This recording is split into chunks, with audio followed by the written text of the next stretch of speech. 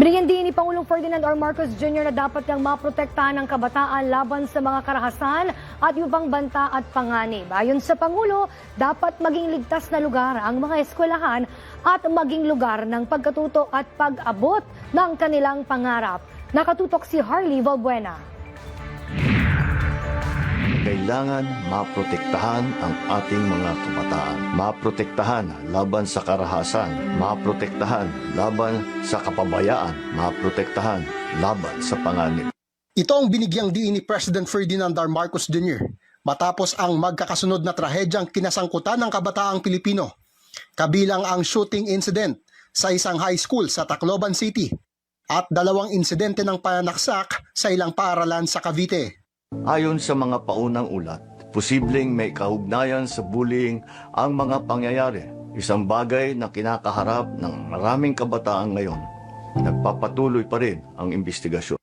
Ipinagdadalamhati rin ng Pangulo ang pagkalunod ng 2 student athlete ng Ateneo de Manila University habang nasa team building activity. Kaugnay dito, iginit ng Pangulo na ang paaralan ay dapat maging lugar ng pagkatuto, pangarap at pagunlad at hindi lugar na magdadala ng pangamba sa mga magulang para sa kaligtasan ng kanilang mga anak.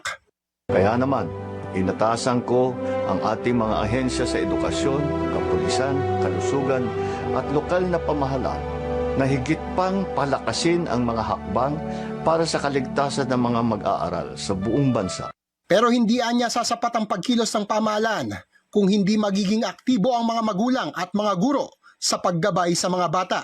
Dapat din anyang tiyaking maigpit na nasusunod ang mga panuntunan sa kaligtasan sa loob man ng silid-aralan, sa mga field trip, training camps o iba pang mga aktibidad sa eskwela. Git ng Pangulo, kailangang maibalik ang pagpapahalaga sa buhay ng tao, pagtuturo ng tamang asal, pag-uugali at pag-iisip.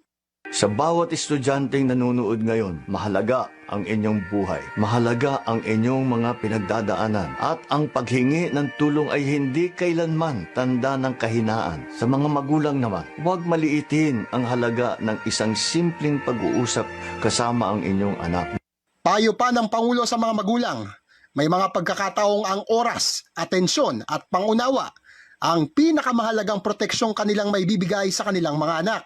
Pagbibigay din pa niya, ang tunay na lakas ng bansa ay nakasalalay sa kaligtasan, kapakanan at mga pangarap ng susunod na henerasyon. Harley Valbuena, IBC News.